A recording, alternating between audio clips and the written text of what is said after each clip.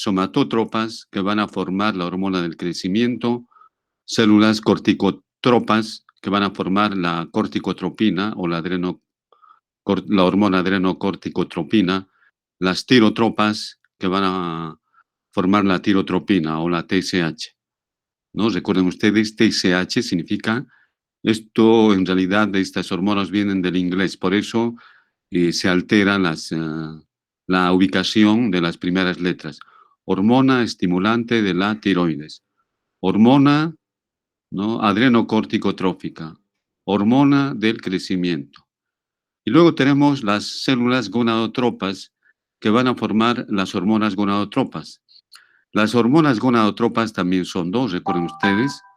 Esto es igual, viene de inglés, por eso la abreviación: hormona luteinizante, hormona folículo estimulante. Y luego tenemos las lactotropas, que van a formar la prolactina.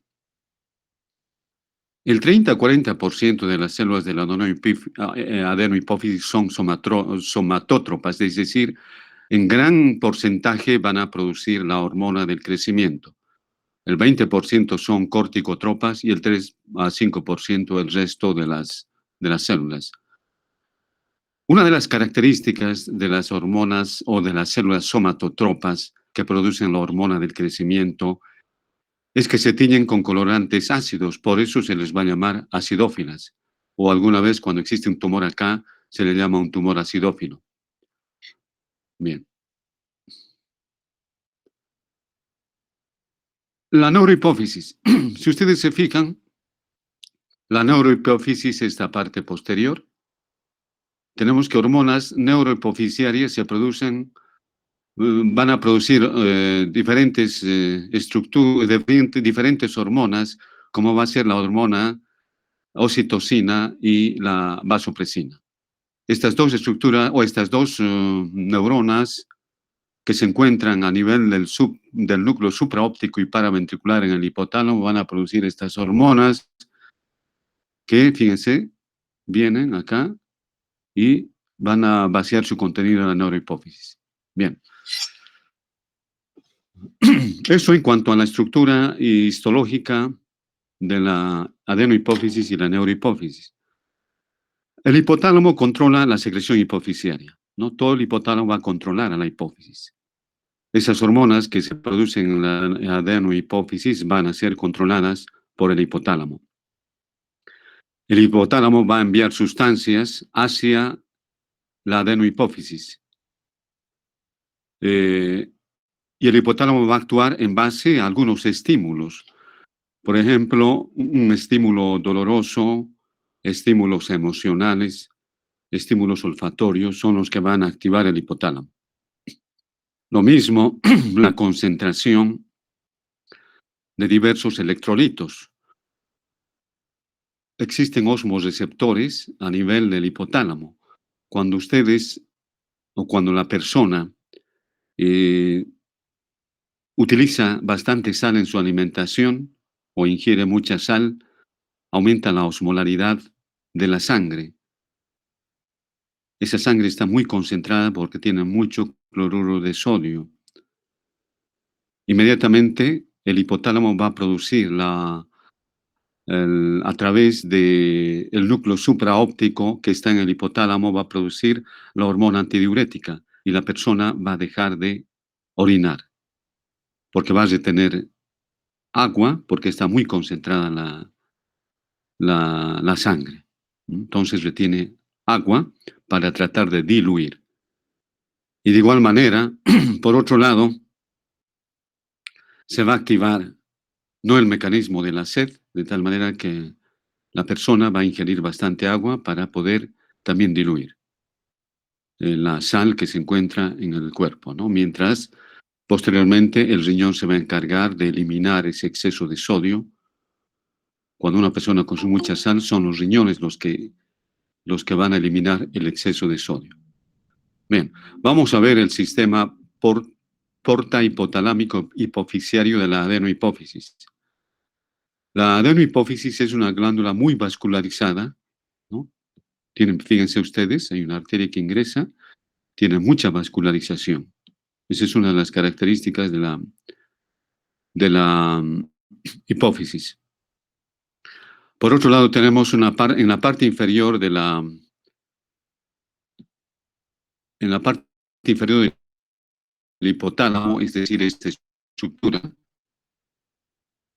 aquí dice eminencia media, esta es la eminencia media. En esta eminencia media es donde va a producir, va a liberar sus hormonas, los factores liberadores de las hormonas, ¿no? Y esos factores liberadores del hipotálamo van a ser para todas las hormonas que hemos mencionado. Tenemos la tiroliberina, u hormona liberadora de la tirotropina, la corticoliberina, u hormona liberadora de la corticotropina, la somatoliberina, u hormona liberadora de la hormona del crecimiento. Estas son sus abreviaciones de estas hormonas liberadoras, ¿no? La TRH actúa sobre la adenohipófisis para liberar la TSH. La TRH es la liberadora y la TSH es la que va a ser liberada. La corticoliberina, la CRH, pero la hormona que va a ser liberada va a ser la ACTH. La somatoliberina se abrevia de esta manera, GHRH. Esta va a hacer que se libere la hormona del crecimiento. Y la gonadoliberina, que se abrevia de esta manera, va a ser la que va a liberar la LH y la FSH.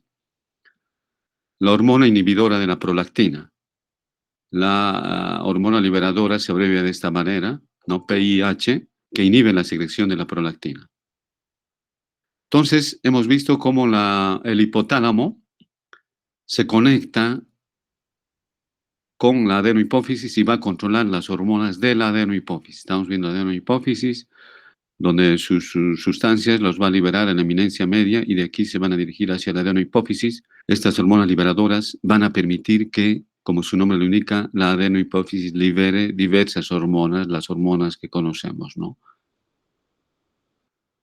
Las hormonas ACTH, TSH, la hormona del crecimiento, las gonadotropinas, es decir, la LH y la FSH y la prolactina, ¿no? Vamos a empezar a repasar cada una de estas hormonas. Tenemos en primera instancia la hormona del crecimiento. Entonces, la hormona del crecimiento se libera en la adenohipófisis. Su abreviación es GH, pero requiere de un factor liberador y ese factor liberador va a ser acá tienen ustedes, la GHRH. Bien.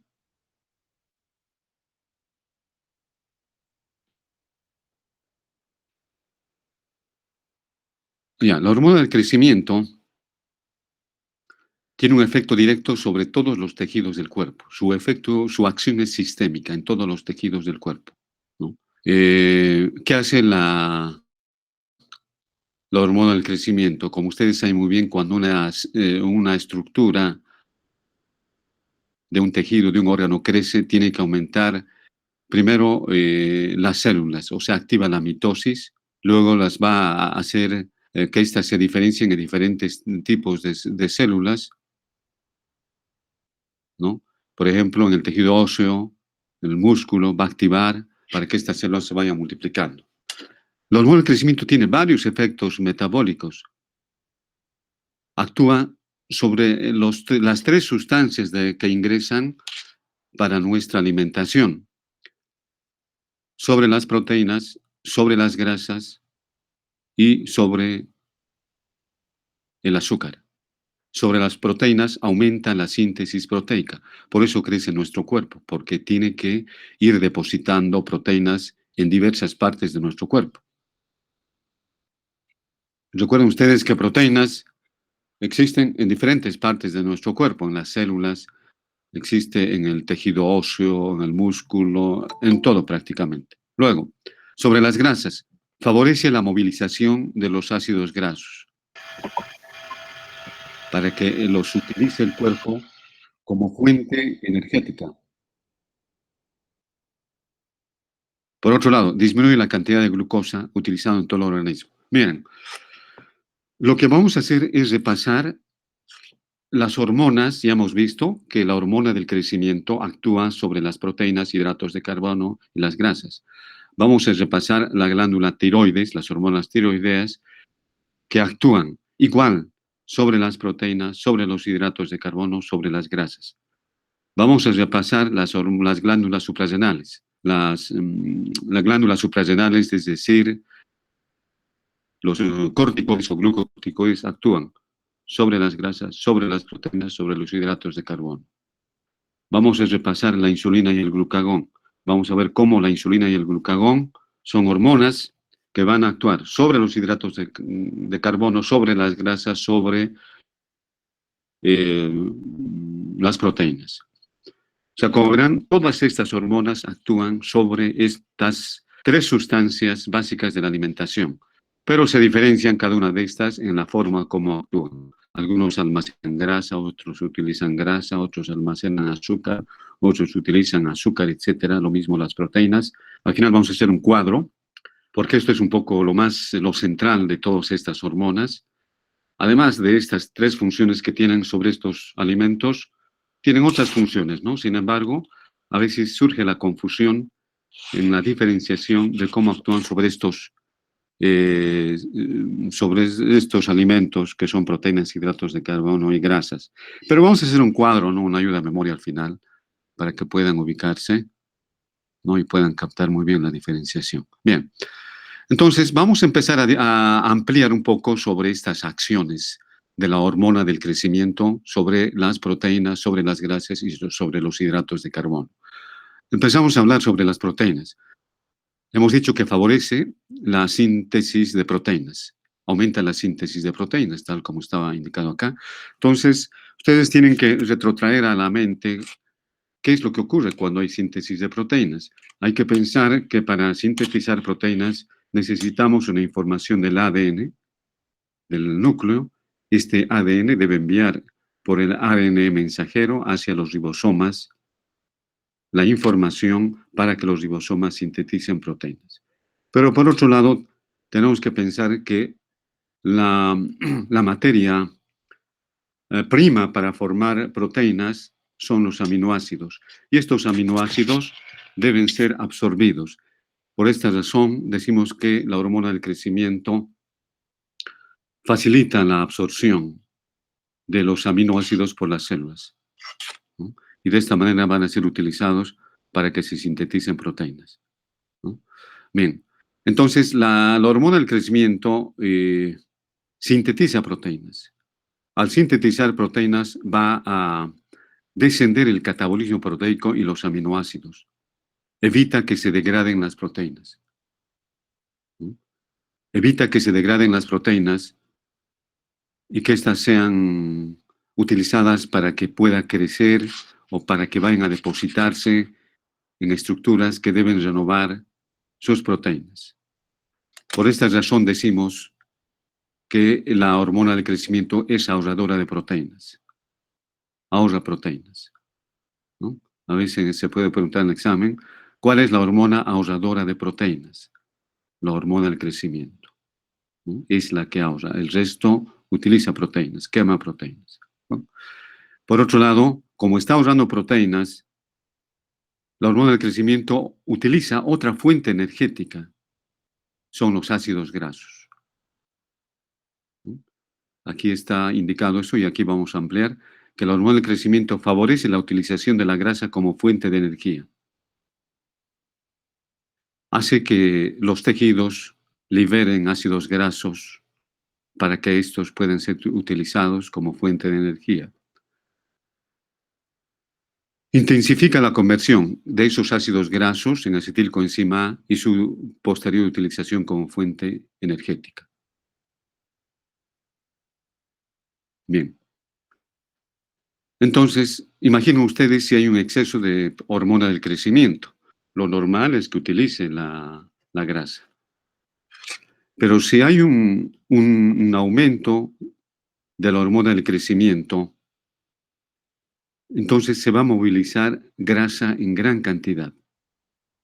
Y al movilizarse la grasa en gran cantidad, El hígado va a formar grandes cantidades del ácido acetoacético, los cuales van a ser liberados a la sangre y va a producir cetosis. Esta movilización de grasa al final va a provocar una esteatosis hepática. Se llena de grasa el hígado. Bien, hemos visto entonces cómo la hormona del crecimiento actúa sobre las proteínas, sobre las grasas, ahorra proteínas, moviliza las grasas. ¿Y qué hace con los hidratos de carbono? Este es lo que hace. Disminuye la captación de glucosa en los tejidos. Y los tejidos que captan azúcar son fundamentalmente el músculo y el tejido adiposo. Entonces va a disminuir que se capte azúcar. Por otro lado, va a aumentar la producción hepática de glucosa. Y como está aumentando el azúcar, entonces, por diferentes medios, uno mediante la disminución de la captación y otro por la producción hepática de glucosa, lo que se va a producir va a ser un incremento de la insulina. Ustedes saben muy bien que siempre que hay exceso de azúcar o cuando aumenta el azúcar en la sangre, se libera insulina. Muchos hemos desayunado, bueno, decimos hemos desayunado porque yo sí he desayunado, ¿no? Ustedes, tal vez uno de ustedes no debe desayunar porque, bueno, se durmió, etcétera, y está directamente entrando a la clase. Pero los que han desayunado en este momento el cuerpo está asimilando el azúcar y está asimilando gracias a la insulina que el páncreas está utilizando. Nuestro páncreas está liberando en este momento insulina, ¿no? Entonces, la hormona del crecimiento, al disminuir el uso de glucosa, existe un margen fisiológico, pero un exceso va a hacer que la persona desarrolle una diabetes, ¿no? Entonces, el efecto del hormona del crecimiento es un efecto diabetógeno, eh, parecida a la diabetes tipo 2. La diabetes tipo 2 es una diabetes no insulino dependiente. Bueno, para que se ubiquen, hay dos clases de diabetes que lo vamos a ver después, tipo 1 y tipo 2. Tipo 1 es el que utiliza insulina para controlar su azúcar. Utiliza insulina. Ustedes han de escuchar, hay gente que está inyectando insulina todos los días. En cambio, la diabetes tipo 2 es la que no utiliza insulina.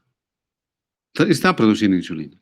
Entonces, esto es lo que va a producir un exceso de la producción de hormona del crecimiento, ¿no? Un exceso. De manera normal no tiene por qué haber diabetes, ¿no? Bien. Por otro lado, debemos entender que la hormona del crecimiento siempre actúa con la insulina.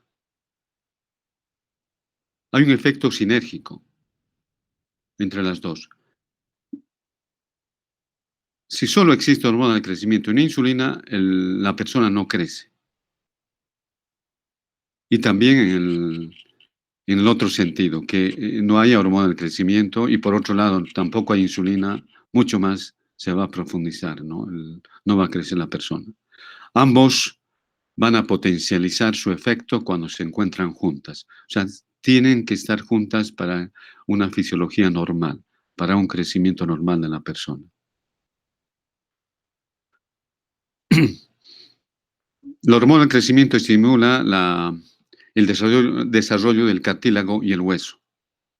Entonces, el hueso se desarrolla gracias a la hormona del crecimiento. Recuerden ustedes en el cartílago que se encuentra entre la epífisis y la diáfisis. Este cartílago va formando hueso y va creciendo en la persona.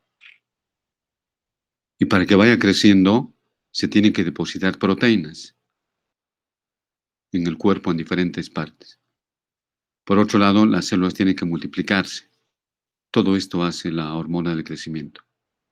Los condrocitos Es otra forma de formación de tejido óseo, se transforman en tejido óseo. Bien, hay dos mecanismos que explican el crecimiento óseo, ya esto ya hemos indicado, ¿no? Tenemos el cartílago hipoficiario, luego tenemos cómo los osteoblastos del periósteo van a ir depositándose, ¿no? Recuerden ustedes, el periósteo es lo que rodea el tejido óseo y ahí es donde se forma hueso y va depositando, ¿no? Se va depositando hueso nuevo.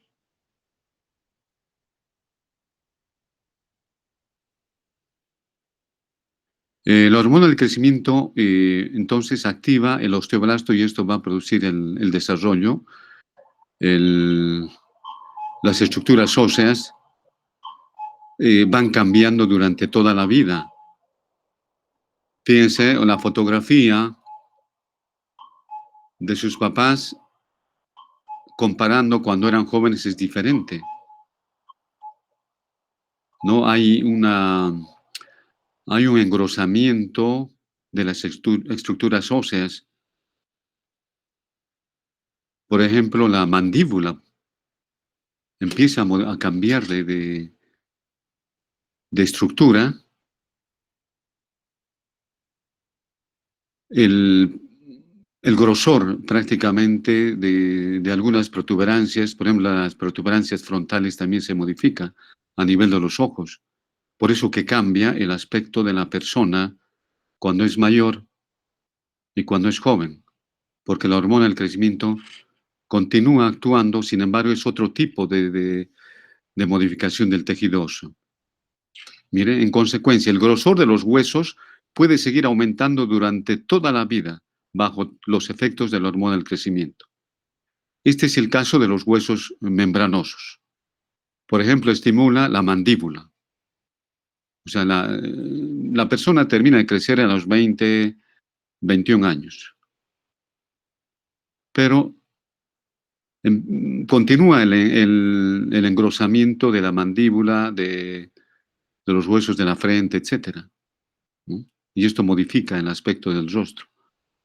Bien. La hormona del crecimiento se ha visto que requiere de una sustancia para poder actuar. Esta sustancia es la somatomedina.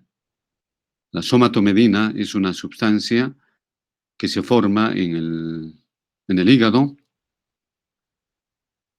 Esta sustancia también recibe el nombre de factor de crecimiento pseudoinsulínico, ¿no? Y se han encontrado diferentes tipos de somatomedinas, pero la más importante es la somatomedina C, que es parecida a la insulina. Por eso se le llama factor pseudoinsulínico. Entonces, esta hormona o la somatomedina C tiene que estar presente.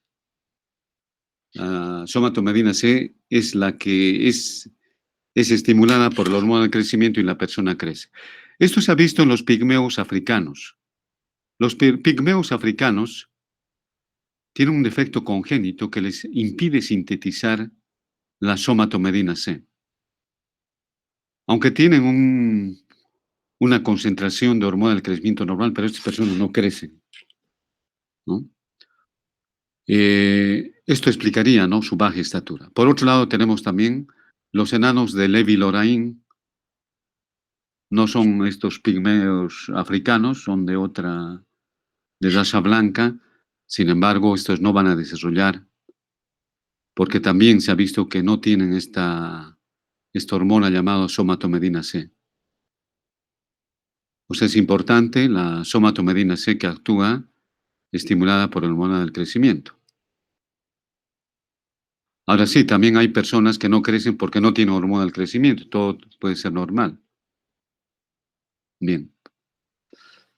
Regulación de la excreción de la hormona del crecimiento. Después de la adolescencia, la secreción disminuye lentamente con la edad.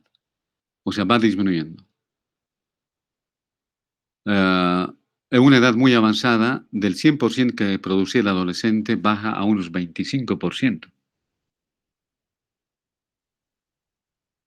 La la hormona del crecimiento tiene un efecto pulsátil en cuanto a su producción. O sea, hay variaciones. Ahora, hay diferentes estados que van a estimular la hormona del crecimiento. Tenemos, por ejemplo, estados nutritivos, la inanición, la hipoglicemia, el ejercicio, la excitación, los traumatismos van a estimular la secreción de hormona del crecimiento. Lo mismo la grelina, que es una hormona que se secreta, que está en relación con los alimentos a nivel del estómago.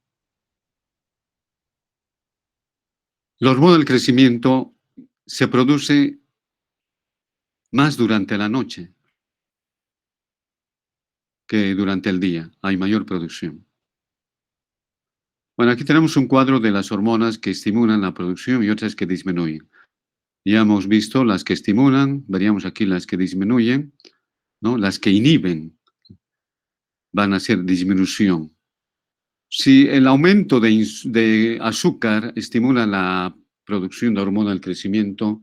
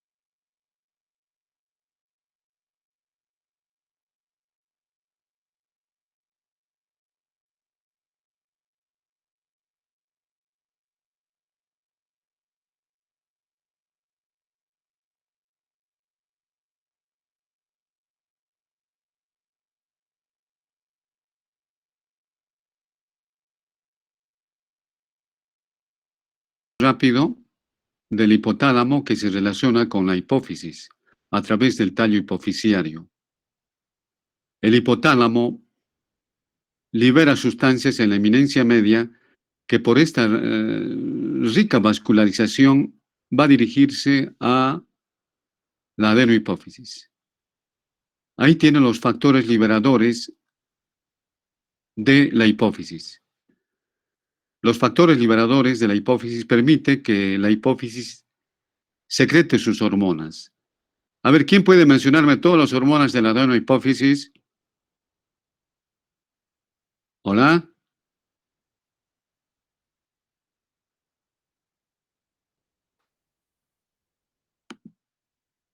¿Hola, me escuchan? Sí, Hola. se les escucha. A ver, ¿alguien recuerda las hormonas de la hipófisis? Todas las hormonas de la hipófisis. Esas hormonas de la hipófisis van a ser, cada una va a tener una hormona que permite su liberación. Y esta hormona viene del hipotálamo. ¿Cuáles son las? A ver, nombren a todas las hormonas de la adenohipófisis.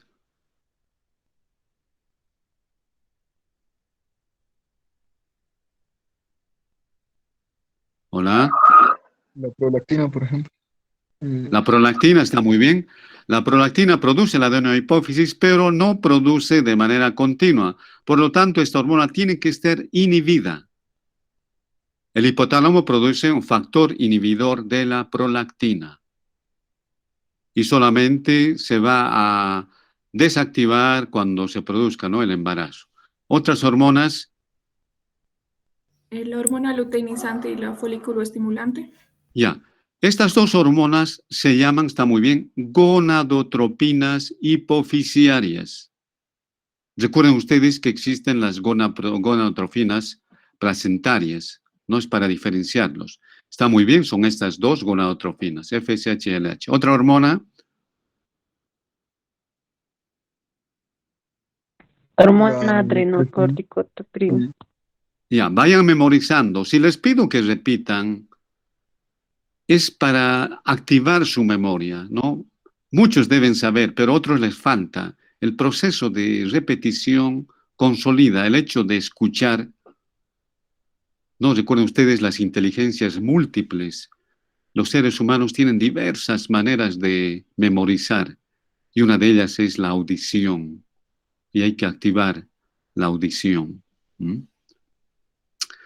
Está muy bien la ACTH, la hormona adrenocorticotrópica. La hormona adrenocorticotrópica, tropos es lugar, córtico, corteza de la glándula suprarrenal, ahí actúa y va a ser gracias a que el hipotálamo tiene un factor liberador llamado corticotropina, ¿no? ¿Qué otras hormonas?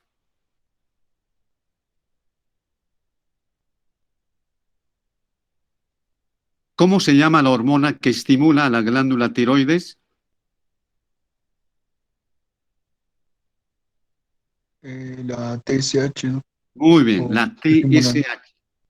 Muy bien, los demás vayan captando. TSH. La TSH lo van a utilizar toda su vida, porque cuando ustedes egresen o cuando estén en semiología, van a ver cómo se les pide a los pacientes la TSH, la ACTH.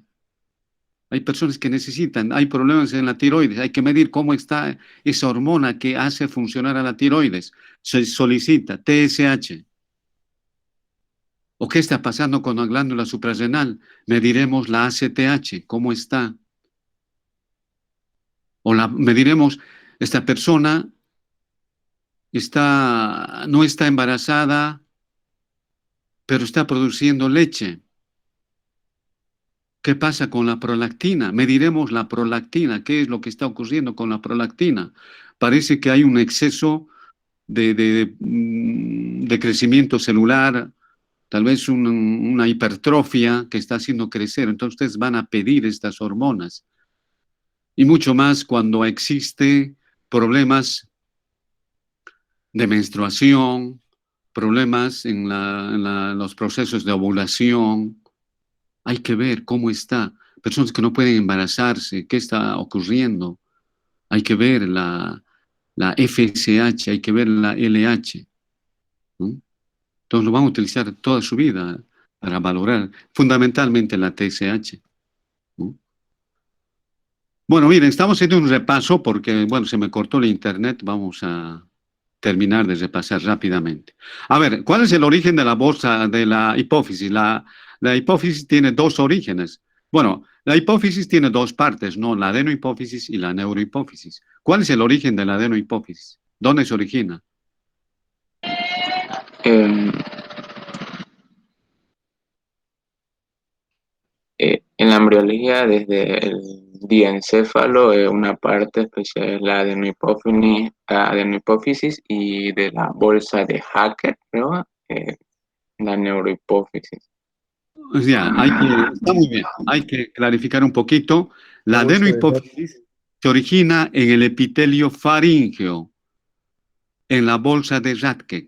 Desde ahí, mediante un proceso de invaginación, va a ascender, mientras que la neurohipófisis en el diencéfalo desciende y ambos se van a juntar, por eso que los dos tienen diferentes orígenes, ¿no? Bien. A ver, estamos viendo la hormona del crecimiento.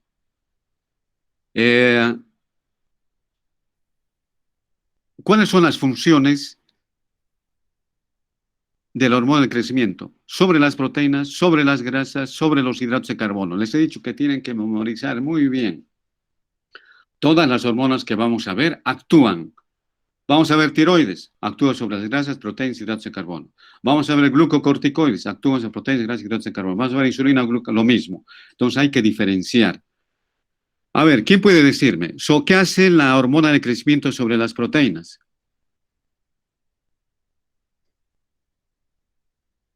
¿Hola? va a almacenarlas. Eso va a evitar que se degraden también. Muy bien. Almacena las proteínas, deposita proteínas. Y para depositar proteínas, tiene que formar las proteínas y los va a formar gracias a una información que nace del núcleo y gracias a que la hormona del crecimiento favorece la absorción de aminoácidos, ¿no? Por esta característica que tiene de almacenar grasas, ¿cómo se le llama a la hormona del crecimiento? Eso que estaba entre comillas.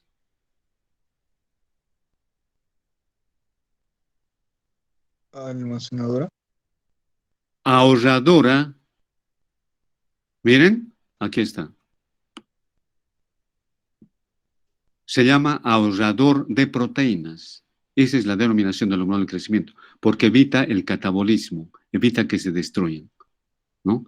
A ver, sobre las grasas, ¿qué hace sobre las grasas? ¿Quién puede decirme? ¿Quién ha captado? Porque de tanto que se habla, uno que otro puede captar, no, no estoy esperando que capten, a ver si el docente piense que una explicación suficiente para captar, no, hay algunos aspectos que se pueden captar, otros hay que leerlos después, pero es importante captar el esqueleto del tema sobre la cual ya ustedes pueden ir incrementando algunos detalles. Sobre las grasas, ¿cuál es la característica? Tal vez alguien ha captado sobre las grasas. Hace que los tejidos liberen los ácidos grasos y se los pueda utilizar como fuentes de energía. Eso es lo que hace. Si ustedes se van con esta idea, van a captar a la hormona del crecimiento. Eso es lo que hace. Libera grasa y hace que esto se utilice como fuente energética. Está muy bien. ¿Qué hace sobre los hidratos de carbono? Bueno, podemos ampliar más, ¿no? Si hay un exceso de hormona del crecimiento, se va a liberar mucha grasa y la persona puede puede tener un efecto cetógeno, el hígado se va a volver graso, va a haber una esteatosis hepática, etcétera, etcétera. Uno ya va ampliando, ¿no? No hay problema. Pero lo importante es entender que estimula la liberación de grasa. Sobre los hidratos de carbono, a ver qué hace. ¿Alguien ha captado sobre los hidratos de carbono? ¿Cuál es su función?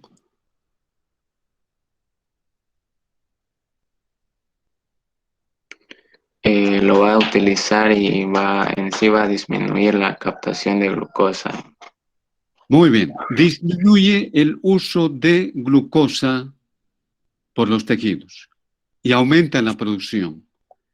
Y si está aumentando la producción de azúcar, ¿qué ocurre con la insulina? Porque a veces les preguntan en el examen, ¿no? Las hormonas que estimulan la producción de insulina son o es, y ahí se les coloca, hormona del crecimiento, hormonas tiroideas, glucagón. Entonces, es la hormona del crecimiento, aquí tienen ustedes,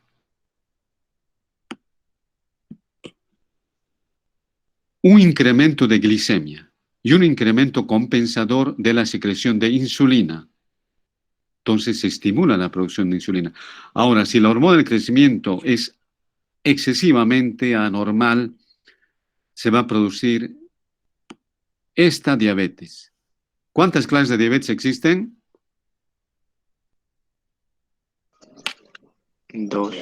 ¿Cuáles son? Una insulino dependiente y la no insulino dependiente, la tipo 1 y tipo 2. Exacto, está muy bien. Entonces eso. Acá lo que te está produciendo es una diabetes no insulino dependiente, ¿no? Que no está en relación, no es que no haya insulina, hay insulina, solo que va a degenerar en eso, ¿no? ¿En qué momento del día se produce más hormona del crecimiento? En la noche. En la noche, perfecto. La hormona del crecimiento desaparece durante la edad adulta, falso o verdadero. Falso, porque puede seguir creciendo en huesos como la mandíbula. Exacto. Aquellas estructuras esponjosas continúan aumentando su espesor, su grosor, por eso el rostro de la persona de edad cambia en relación a la del joven, ¿no?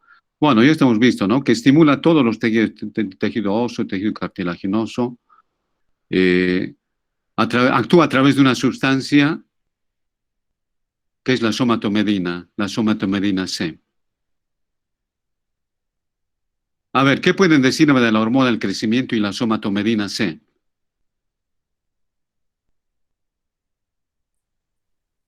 Que la hormona de crecimiento la necesita la somatomedina C, que también es conocida como factor pseudoinsulínico, porque sin este no se podría, o sea, no podría tener su efecto para hacer crecer o para mantener las estructuras.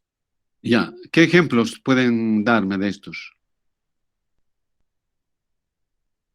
¿En qué situaciones se ha visto que no hay la somatomedina C?